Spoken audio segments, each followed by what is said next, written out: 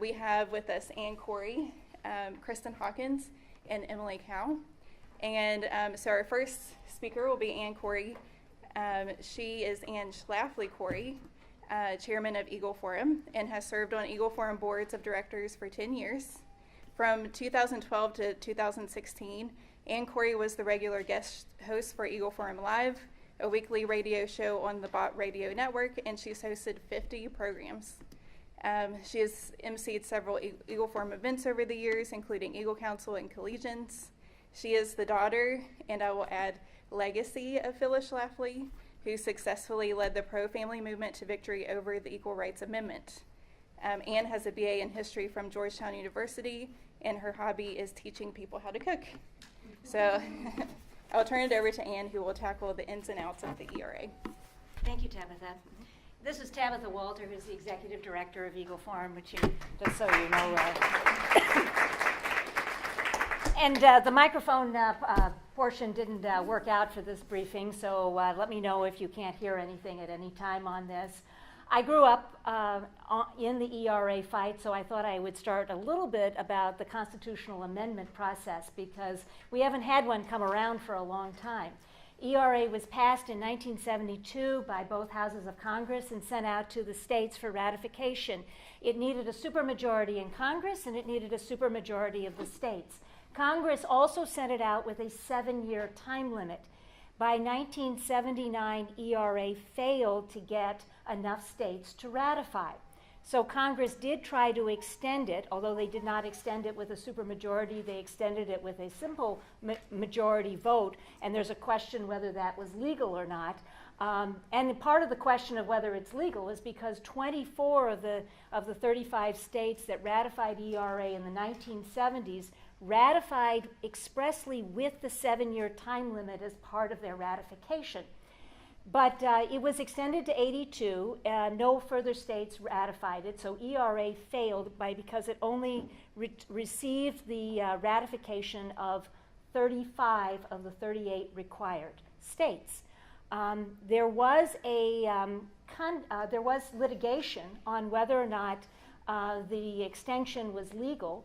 And in 1982, the Supreme Court ruled in Now v. Idaho that ERA had failed and it was a moot point. ERA was not a part of the Constitution. So the Supreme Court has said that ERA is moot and has failed ratification. However, that has not stopped people from trying to bring back and resurrect this amendment today. 2 years ago, Nevada ratified ERA, and last year Illinois did, and it's been brought up for a ratification effort in several other of the states that never ratified it before.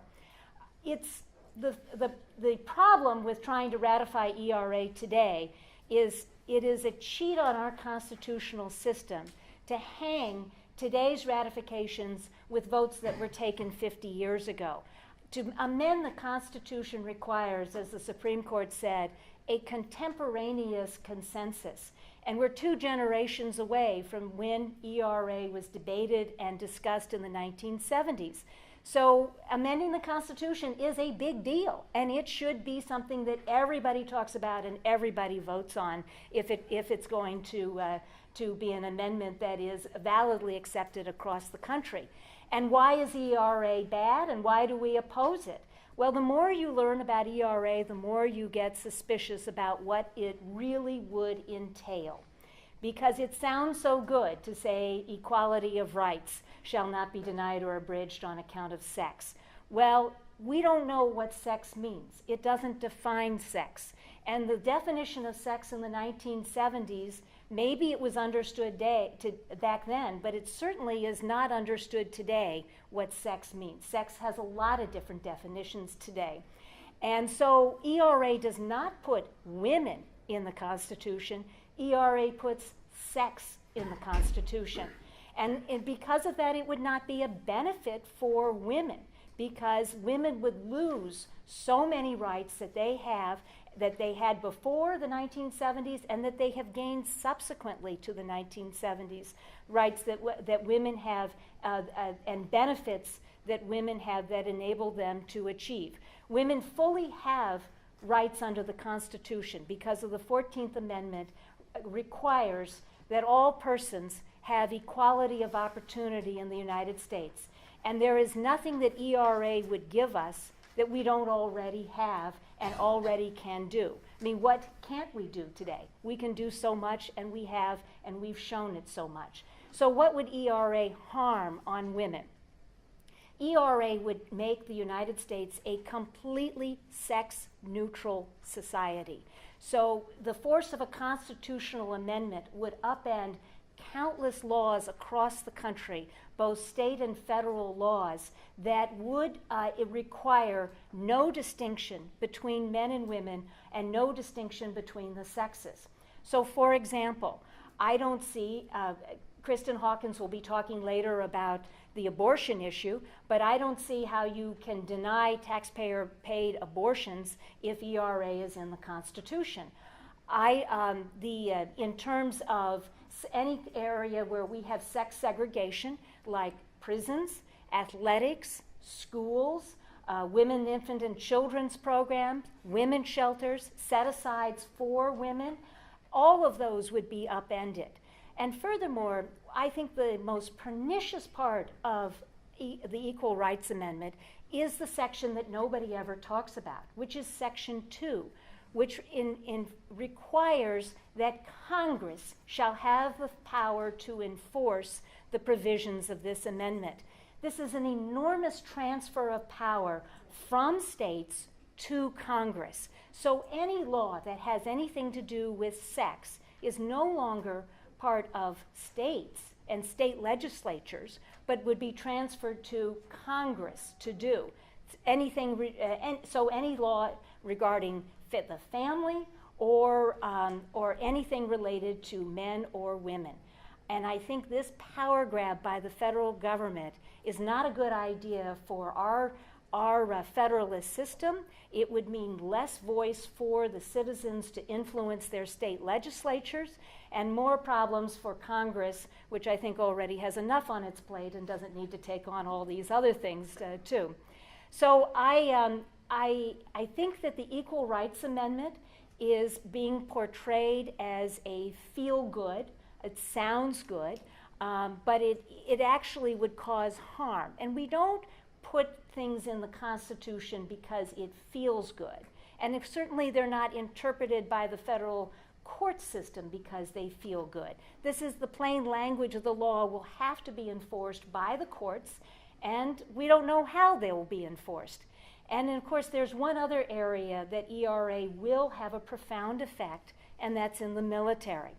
Because ERA requires that there is no discrimination on the basis of sex, no less a person than Justice Ruth Bader Ginsburg has said that ERA would require equal representation of women and men in the military, including combat front lines.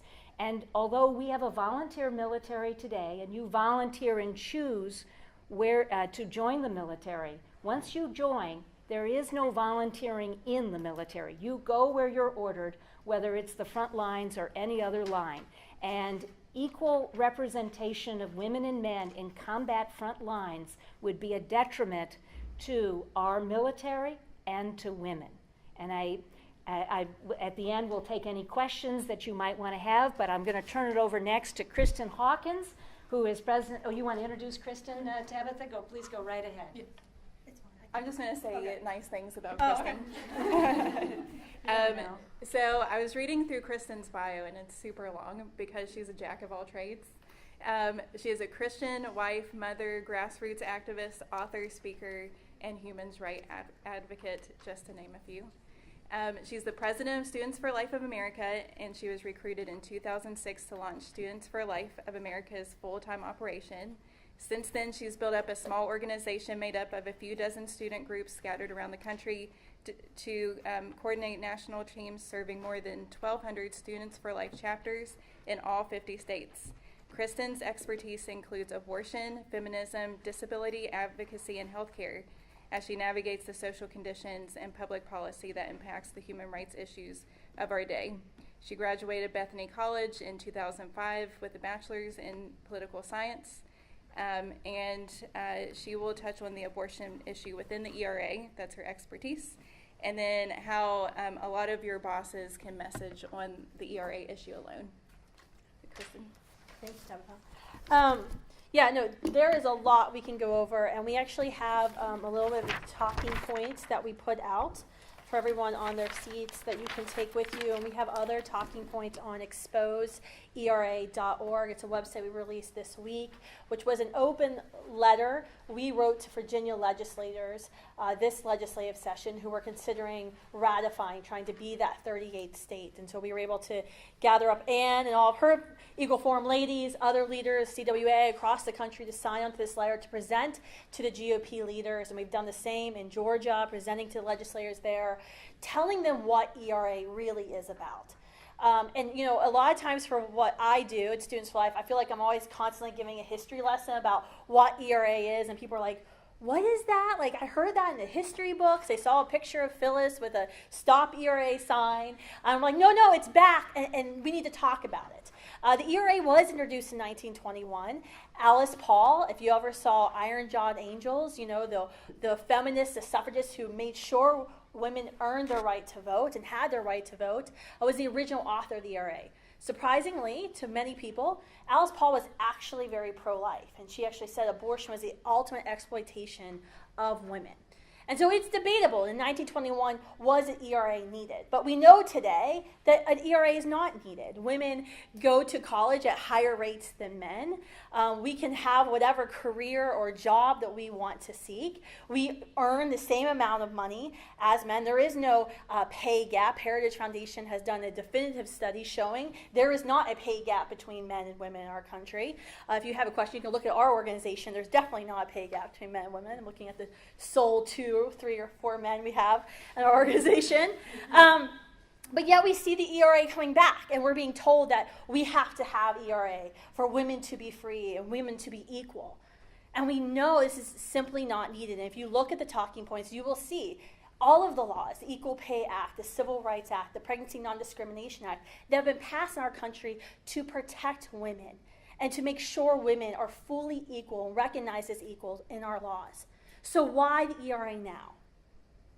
The bottom line is the reason this ERA push has come up is because of abortion. Really, ERA should be the Everything Related to Abortion Act. That's how you should call the ERA, not equal rights. It's Everything Related to Abortion Act. That's exactly what it is, and quotes from pro-ERA organizations, from feminist pro-abortion organizations, tell us this. Tell us this. In the handout you're given, there's a quote from Betty Friedan, that second-wave feminist, the founder of NOW, that failing organization, National Organization for Women. She said, I'm convinced if we lose this struggle for the ERA, we will have little hope in our own lifetime of saving our right to abortion. The Daily Beast article that came out this summer quoted Jennifer Weiss Wolfe. She is the NYU fellow, and she actually talked about why we need ERA and what it does for abortion rights, talking about how ERA would ground abortion in our Constitution as equality. And her quote was, she said, these privacy and technological underpinnings of Roe have always been likely to expire. Technology was always going to move us past where a trimester framework didn't make sense.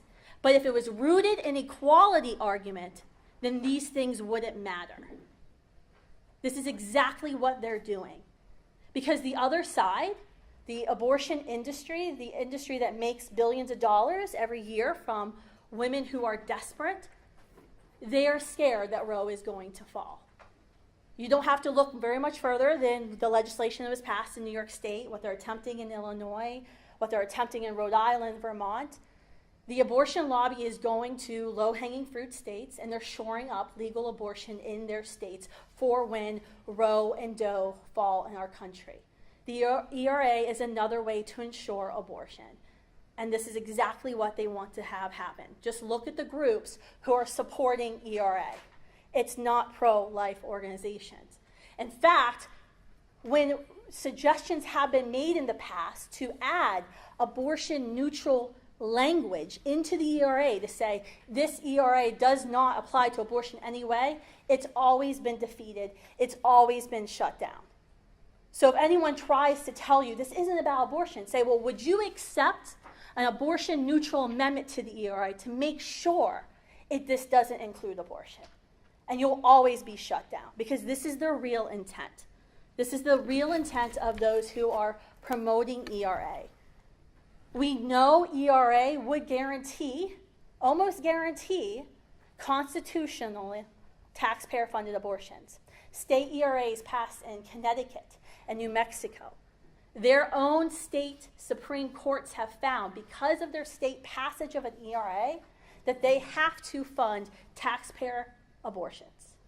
It's taxpayer abortions, which we know the vast majority of Americans are actually against taxpayer-funded abortions. More than 70% of Americans disagree with the idea of forcing taxpayers to fund abortions.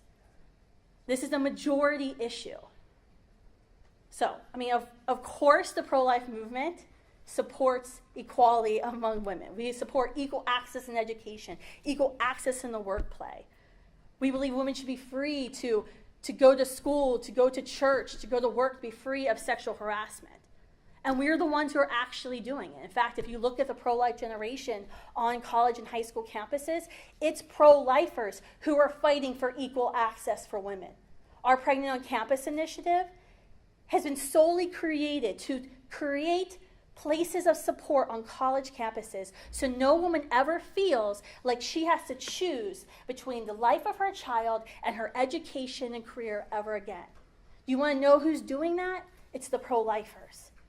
It's the pro-lifers who are doing that. So the ERA is not about equality. It's about abortion, plain and simple. It's always been about abortion. And we know abortion is not this magical key that opens the door to women's empowerment.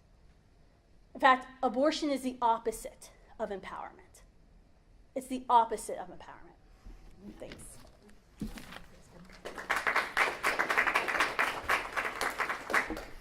Our next speaker is Emily Cow. She is an attorney who has defended religious freedom for the last 14 years. She has worked on behalf of victims of religious freedom violations in East Asia, Middle East, Europe, and South Asia at the State Department's Office of International Religious Freedom and Beckett Law. Previously, she's worked at the United Nations in Latham and Watkins.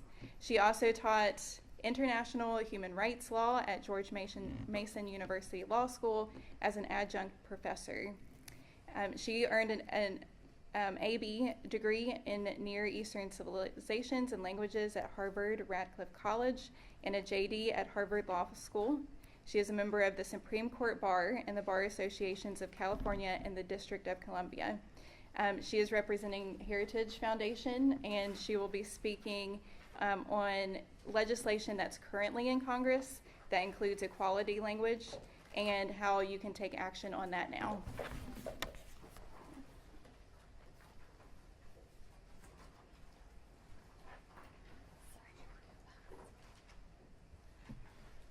Thanks, Tabitha. Thank you, everyone, for coming today. It's nice to see some familiar faces in the audience. It's the first time I've spoken for Eagle Forum, so it's great to meet everyone. So as you know, the Equality Act was introduced last week. It's really interesting that the timing is during Women's History Month, because this act literally would erase women from the law. So I'm going to go over the Equality Act generally, what it does, before focusing in on the harms to women. And I'll conclude with 3 stories of individual women of different ages who would be harmed. So H.R. 5, it federalizes and imposes a single ideological viewpoint on marriage and biological sex on the entire country. It would violate freedom of conscience, freedom of religion, freedom of speech, of medical professionals, parents, both for-profit and non-profit corporate enterprises, their employees, and those whom they serve. It would endanger the safety, privacy, and equality of women and girls. It would empower the federal government, again, to take authority away from not only the states and local communities, but away from parents. It would do so under the threat of both civil and criminal punishment. It would open up every women's bathroom, women's locker room, women's sports team in the country to biological males who identify as female. how did we get from a Civil Rights Act that was to address separate water fountains for black and white people to a law that would open up every female bathroom, shower, locker room, sports team to biological males?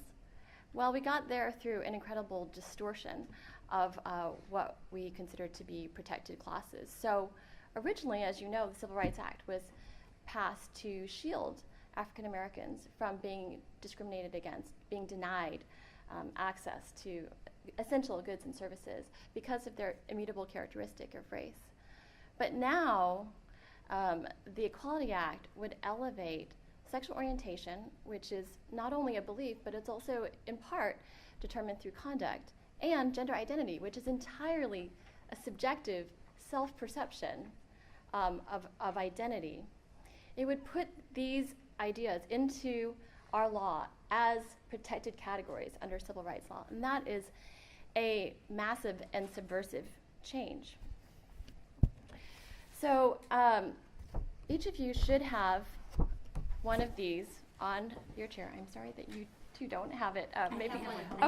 Okay, great. I'm just going to go through this quickly because it does provide an overview. So the title says, how could sexual orientation and gender identity laws affect you? But this does refer to the Equality Act. And the way that we came up with the examples in this chart is by looking at what's already happened in the 24 states that have passed these types of equality acts at the state level. So all these cases in the bottom row come from these are real cases that have happened in the states. So we've divided this into the 5 main victim groups of these types of SOGI laws, we call them. And the first one, employers and workers. You're already familiar with, I think, what's happened in the wedding industry with the incredible amount of litigation that's happened all over the United States, which it hasn't been completely resolved by the outcome in Masterpiece Cake Shop, although that was a very clear holding that government authorities are supposed to be neutral towards both views of marriage. But the Equality Act would go much farther than just mandating one view of marriage. It would also require all employers to have coverage in their insurance plans for transgender medical treatments, so hormones and surgical interventions that are recommended by the transgender community. That would produce tremendous amount of conscience conflicts, as we saw with the Hobby Lobby case and the objections to the contraceptive mandate. In addition to that, it would impose a speech policy on the entire country. Everyone would have to use preferred pronouns for people who identify as transgenders. That would be compelled speech because people who identify as transgender could say that it's a hostile work environment if they're not addressed by their preferred pronoun. It would also open up all private facilities, single-sex facilities in workplaces to the opposite sex. And at the bottom, we have a list of people in 11 different professions who've already been penalized for declining to affirm same-sex marriage. And we would see that expand with gender identity. And the second category, I think, is critical, which is the medical professionals. Medical professionals have already been sued in 3 states. I think at the time we didn't have Washington State, but Washington State, California, New Jersey, hospitals have been sued because they didn't want to provide surgeries for people who identify as the opposite sex, people who are completely healthy and didn't need to have a double mastectomy or a hysterectomy.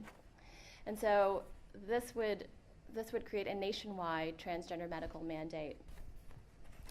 And then also counselors. We've seen in 14 states and Washington, D.C., there are already bans on counselors who affirm marriage between a man and a woman or affirm biological sex. That's a ban on counseling for minors. The medical profession, if the medical profession were to come under the ideological yoke of the transgender movement, that would then increase pressure on the next category here, which is parents. So parents of children who have gender dysphoria are already being accused of child abuse by transgender activists and by trans-affirming doctors who say that it's child abuse not to give your child hormones at age 11, puberty blockers, or cross-sex hormones at age 16. And these are treatments that are not uses of these drugs that are approved by the FDA. These are uses of drugs that we know ultimately lead to the sterilization of children, and they have other negative, harmful medical side effects. In Ohio, there's already one family who lost custody of their biological daughter because they declined to go along with the recommended hormone treatments for their daughter, and a judge took away custody of their daughter. In the next category, I'll save that till the end because we're going to talk more in depth about women and girls. But in the final category here, nonprofit charities and volunteers.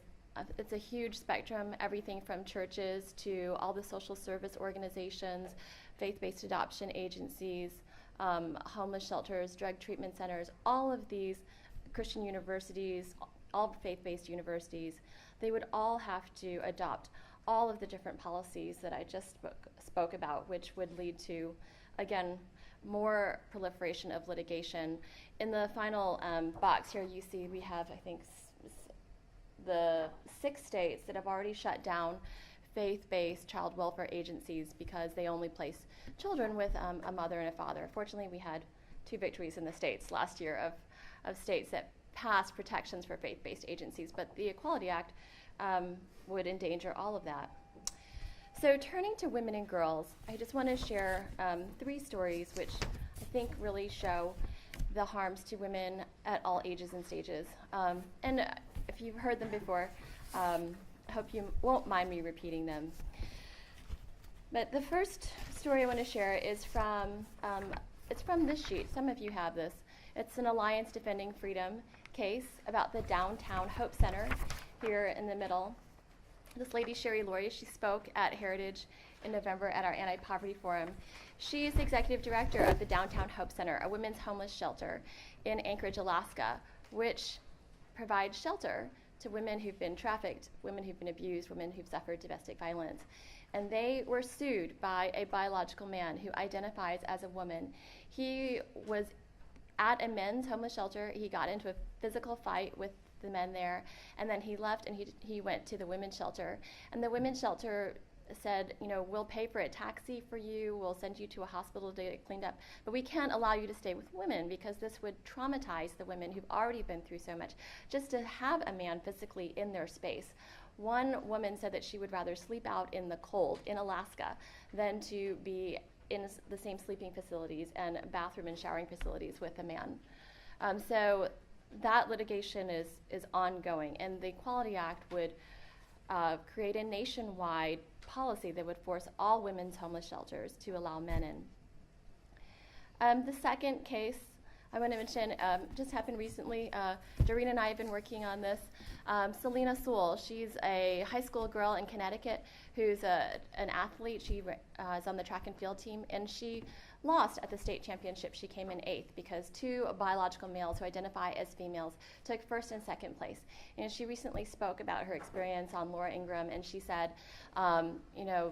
we all knew the outcome of the race before it even started, and it was demoralizing.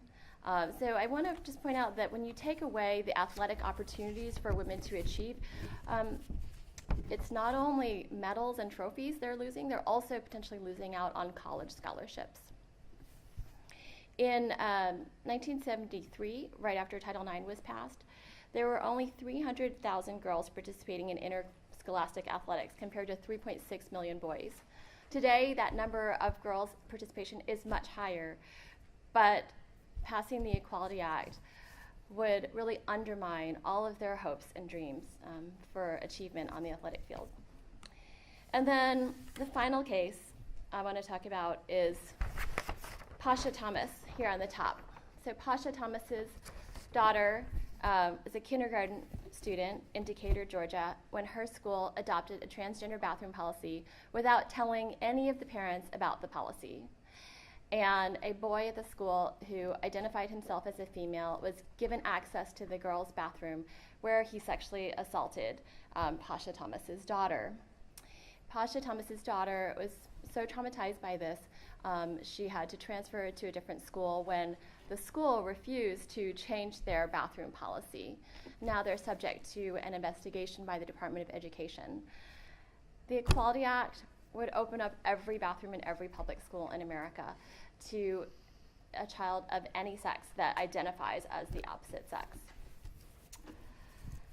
So I think I've given you quite a bit to think about on the harms of the Equality Act to women and girls of all ages, some of whom are in incredibly vulnerable situations in homeless shelters and drug treatment centers.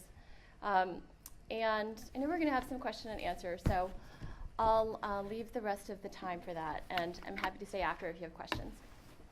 Thank you.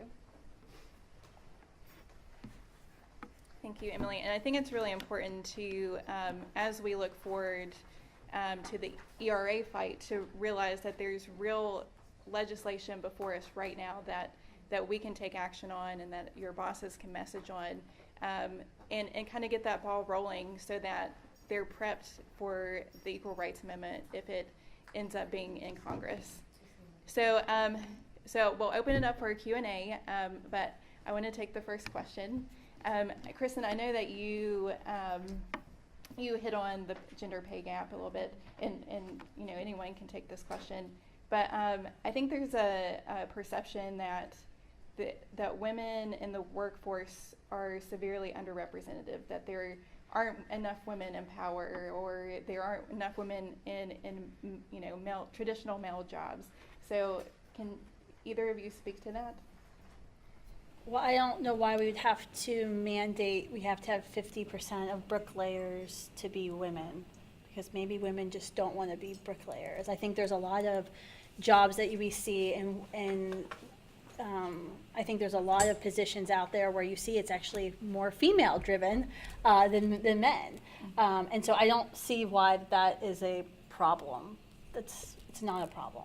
As long as women are given equal opportunity to strive for a job that maybe might be outside a traditional women's role or a women's job, as long as a woman has equal opportunity to compete with men and to win that job, then I don't have a problem with that. And frequently, it's in women's best interest to choose jobs that are less demanding and choose jobs that are not 60 or 80 hours a week because they choose to do other things. Right, I agree, and I think that's important, that just because the other side gives a talking point or gives a persona of something doesn't mean that it's an actual problem. Yeah, when you look at the pay gap in the study that Heritage did, talks about how when you look at these statistics about the pay gap, it's because the statisticians are ignoring the intentional choices that women make in the workforce. So, for example, like if you look at our organization, Students for Life, we've got almost 50 employees at this point, and it's a constant changing kind of group of women because it's I'm getting married, I'm trying to get pregnant, or I just had a baby, I want to go to part-time, oh, now I want to come back to full-time. And so we're constantly trying to be as accommodating as possible within our employees and with our base to make sure that, but these are choices that our employees are making of, I want to go down to part-time, and oh, I think, the baby's sleeping through the night now, so okay, can I come back to 25 hours a week? And then, 6 months, maybe I'll be back to full-time. And so we're an employer who's very flexible with our employees and try to be as flexible as possible to accommodate the choices that women make, because yes, our jobs, our careers are extremely important to us, but for many of us, our families are the number one. Mm-hmm. Right. All right, any questions? Sure, I do have a quick question. Why is the Equality Act coming before Congress now? Like, why not when Obama was president and they had so much more power and authority? Like, why do you think the moment is now for them? Well, I mean, this isn't the first time it's come before Congress, but it's interesting. I mean, the lead sponsor in the House, David Cicilline, said that we need to pass the Equality Act to catch up to where the culture is, which, I mean, it seems to imply that the culture, I mean, he clearly did say that the culture is against discrimination on the basis of sexual orientation and gender identity, which we are against. We are against that, but we don't think that that's what this bill is doing. I mean, I think that the majority of businesses in America, the market and cultural forces, are all against discrimination against people simply because they're gay, identify as gay or transgender. That's why all the Fortune 500 companies are coming out against any sort of discrimination, and they're coming out in support of the Equality Act. I mean, I think that it's been a top priority for the activist groups in the LGBT community for a long time, for the Human Rights Campaign and for the ACLU, and now they have, control of the House, and so I think for them, they think it's, their moment to raise the profile of this act. So to kind of follow up with that question then, do you think it would be wise to introduce the concept that we go to a merit-based society instead of basing it on identity of a protected class? Well, I mean, I think we should be a merit-based society. I think that this is an extremely coercive law that was meant to deal with real problems that we had in the 1950s and under Jim Crow laws, when the laws and the market and the cultural forces were actually in favor of discrimination on the basis of a person's race. That's certainly not the case now with people who identify as gay or transgender. I mean, like I said, you have the Fortune 500 companies all celebrating, in June, Pride Month, and, displaying their support for everything LGBT. So I think we should be a merit-based society. I don't know if that exactly answers your question, but I think what this bill does, it's certainly not about, it's really about imposing an ideology on the country. And it would produce inequality for those who don't agree with that ideology. Yes. So as I understand it, if this gets passed and the doors have to be opened at shelters, Title IX funding isn't going to be a thing anymore because you can't fund just women. Have these organizations who support that, who also seem to be pro-ERA, figured that out yet? Like, their whole business model is going to have to change? Because I would think that would motivate them to come out against this, but it doesn't seem like they understand the conflict in their own industry. Well, just to be clear, it doesn't change Title IX, it changes Title VI. It doesn't change Title IX of the 1972 educational amendments, it changes Title VI, which deals with federal funding. So we think that's how it would affect athletics. But, I mean, yeah, there's clearly a contradiction here between what the feminist movement has been about, which is about women, as advancement, and what the transgender movement is about, which is about redefining what it means to be a woman. And if you can redefine woman to mean everyone, then it really means nothing, right? So there's clearly a contradiction, and that's why I think you see more conflicts between people like Martina Navratilova, and we've had a number of feminists speaking out at the Heritage Foundation against the Equality Act. They also one of them spoke out last week at the judiciary hearing on the Violence Against Women Act. She's, a feminist, lesbian, self-identified on the left, but she spoke out against VAWA because she recognizes that the gender identity provisions there would open up all of these single-sex facilities to, not to people who identify as transgender. The concern is about, men who are sexual predators who will take advantage of the change in the law, masquerade as women, and in order to gain access to their victims. So I think there is that recognition among a certain number of feminists who understand the principles, but at the same time, I think that they've experienced an incredible amount of hostility and death threats and all kinds of harassment for taking those courageous stands from the transgender movement and from even others in the feminist community. And there is a split that's developing. There was a group of feminists who were actually excluded from one of the Pride parades in the UK because they had passed out literature speaking out against, why are we incorporating transgenderism into our movement? And so there actually is a split, but they are in the minority, and they're the ones being ostracized for those. But it's a very interesting time, I would say, within the political left, because they've grouped everybody under the same umbrella, but there are things that are starting to conflict. Yeah, so I'm like, can we scoop them up and bring them over to our side? Like, how do we do Heritage has been hosting events. The individual people are willing to speak out, but so far the major organizations like the ACLU and Human Rights Campaign, they have not addressed the concerns about the endangerment of women and girls. One thing a lot of people don't notice is Planned Parenthood actually mandated, I think it was like a year and a half ago, that all their affiliates become transgender hormone replacement therapy providers. Right. So that's actually a coming thing, because as abortion numbers decline, surgical abortions go down, they're pushing RU46, medical abortions, and now they're going to become the leading provider of hormone replacement therapy. So it's very interesting to see what's going on within the movement and how their market's shifting. I wanted to note that today Senator Manchin did say that he's decided not, I think he's concerns about the Equality Act because His state has concerns. his state has concerns about the Equality Act because of the effects it would have on the schools in the state that, I think opening up the bathrooms and other issues. Since numbers matter, do we have any stats on predators? Because there are predators everywhere, right, in both genders. So do we know how many predators are likely to attack women and girls? Because I don't hear any really concrete numbers, and so I wanted to sort of wrap my brain around that. It sounds like a parade of horribles. So, well, it's hard to predict how many predators would attack women and girls, but we certainly have statistics about the number of incidents that have already happened to women and girls in private facilities, and that was before even transgender policies were adopted. We had a report a few years ago about how over 130 incidents that were documented by the FBI of assaults in single-sex facilities, because that's where predators go, because it's private and it's away from the public eye.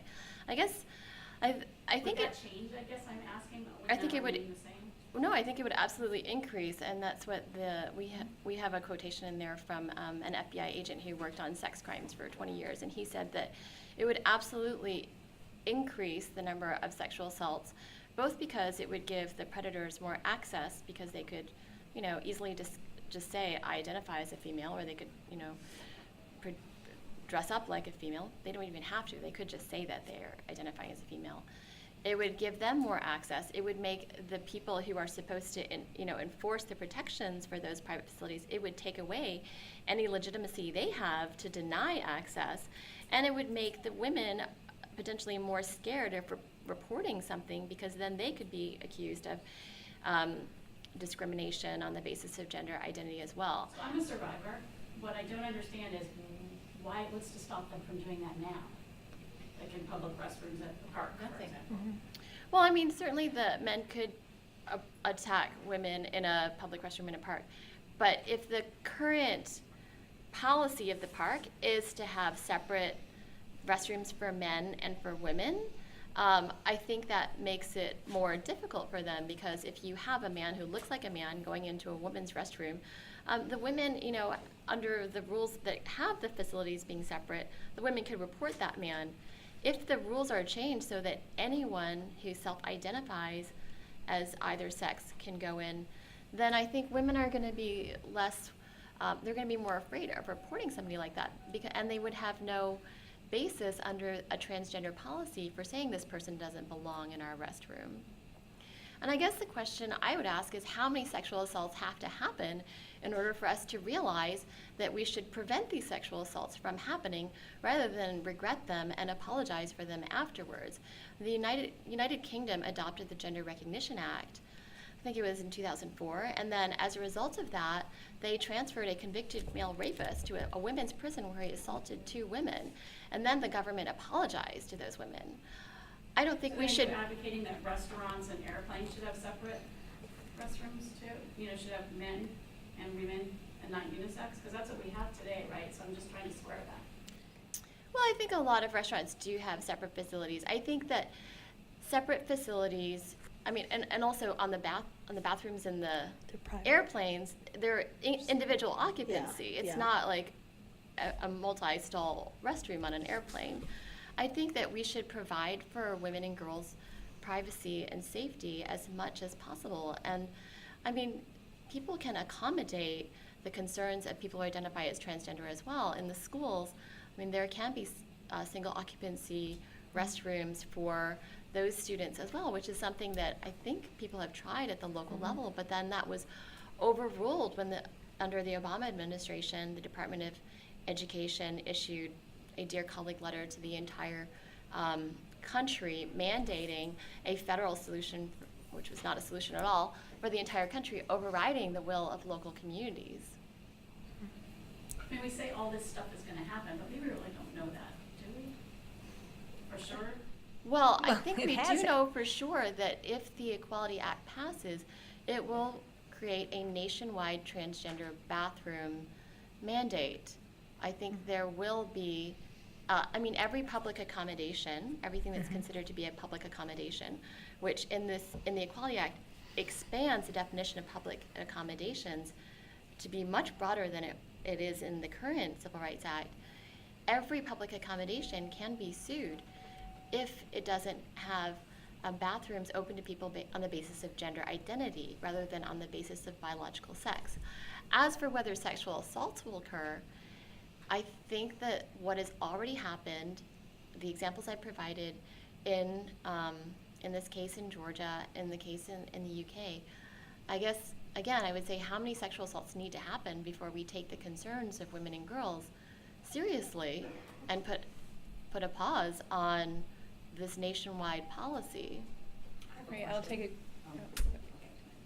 Sorry, I was just wondering, so I know we talked a little bit in the beginning about how ERA doesn't specifically define sex, so is a correlation there essentially saying that should the ERA pass, it would have similar implications as the Equality Act or the same ones, because it's not specifically saying women, it's saying sex, which is then essentially open to sexual orientation, gender identity based on a variety of definitions. Yes, if ERA were in the Constitution, it would have a greater force of enforcement across all these laws and would essentially put a constitutional right on sex. And it is undefined in ERA what sex is. So it certainly would include all of the things that that Emily mentioned that are in the Equality Act in terms of transgendered and SOGI laws. I just wondered if you wanted to give a landscape of, or a look across the landscape of the states where, I think Minnesota is working on an ERA, but just what you have seen, any other states that they might try to peck at for the 38 states. North Carolina is a big one that was mentioned, but we think we're okay. Minnesota, we Well, saw. Minnesota, Arizona, Min- Arizona passed. Minnesota has Minnesota ratified ERA in the 1970s. Are they working on a state level? Mhm. That's what they're waiting to state. That was, and there are a couple of states that are looking at state ERAs, which are different from the federal Constitution ERA. There were 15 states that never passed ERA until the 2 states passed recently. There were 5 states in the 1970s that rescinded their previous ratification of ERA in the 1970s, but that's never been adjudicated. Yes. Hi, I was wondering, you mentioned, the abortion implications in the Equal Rights Act, but are there similar implications in the Equality Act, or are there, is there a fear that if that were passed, that there would be? I haven't heard anything about the Equality Act in terms of taxpayer-funded abortions. Have you?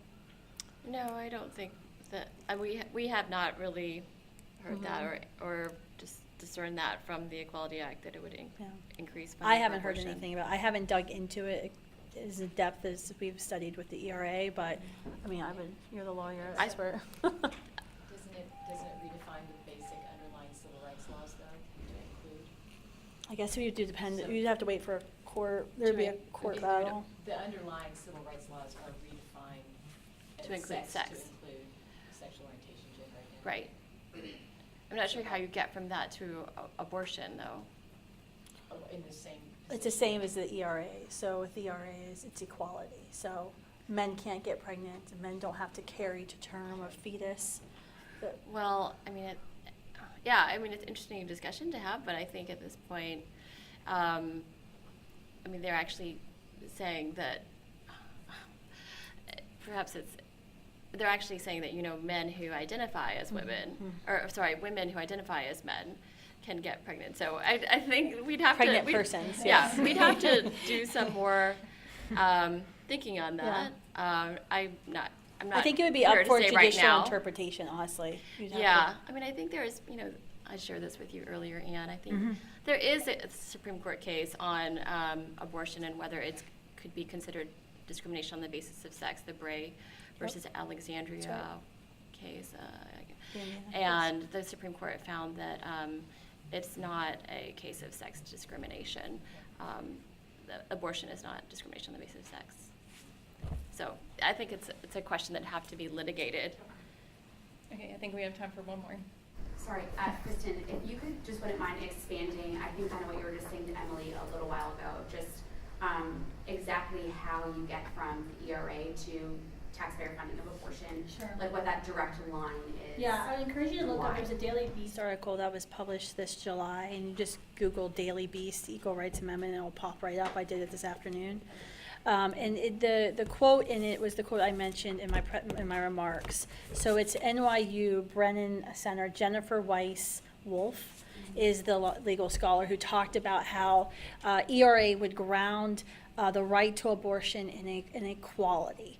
Where Roe grounded abortion, they talked about the trimester framework, they talked about the privacy, and she speaks in her remarks saying about how these things are kind of going away, and technology is clearly showing that the trimester framework isn't really a good framework, and that's clearly a human life. And so she talked about how equality, if abortion, the right to abortion was grounded in equality, that would be more broad covering and ensure this right to abortion. And so the states, so Connecticut's Equal Rights Amendment, New Mexico's Equal Rights Amendment, their state Supreme Courts found that because they have an ERA, they must have taxpayer-funded abortion in the states. That is full equality, giving women full equality. So you're saying because even though abortion isn't, to my understanding, necessarily emphasized in the ERA directly, but because men biologically cannot get pregnant, that women would have to have abortion funded by taxpayers. Okay. Exactly. Men can't get pregnant. Well, biological men can't get pregnant. And I think it's telling that every time, and this happened in 1972, that amendments were offered to ERA when in Congress to exclude abortion rights, Yep. they were voted down Yeah. by the proponents. I think that's a great talking point for members to say, if this isn't really about abortion, then put abortion neutralizing language in it. Show us that it's not about abortion. And they'll deny it. They'll refuse to do it because this is ultimately what it's about. Don't you think that's what this is all, I mean, since 1972, those of us who are old enough to remember, that's what this was really all about? And there's a part of me that thinks that's still what this is about, and the gender discussion is basically a secondary discussion to get around what the real issue is, which is abortion. I'm not sure that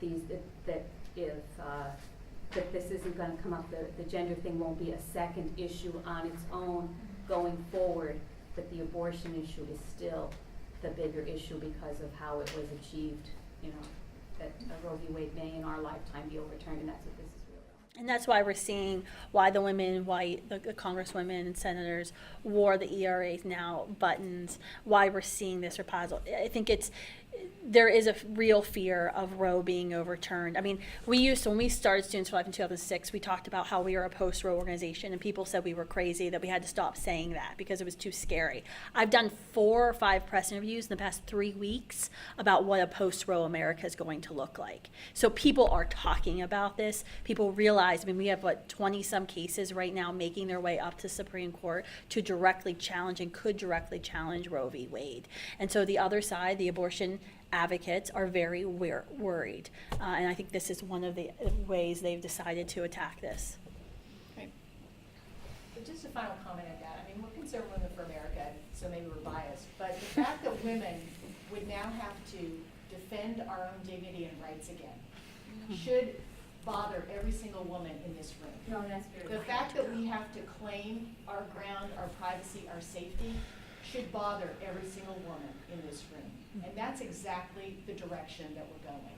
But that's why you're putting the gender issue into it, because it's such an uncomfortable discussion. As abortion was uncomfortable back in the 70s, this makes it a much more difficult discussion to have. But I'm just flabbergasted that Democratic women won't stand up for women. So I think this is a great way to conclude, and please continue talking about this. Also network with the organizations here and grab their business cards, because they will be great advocates for you all. So Thank you so much.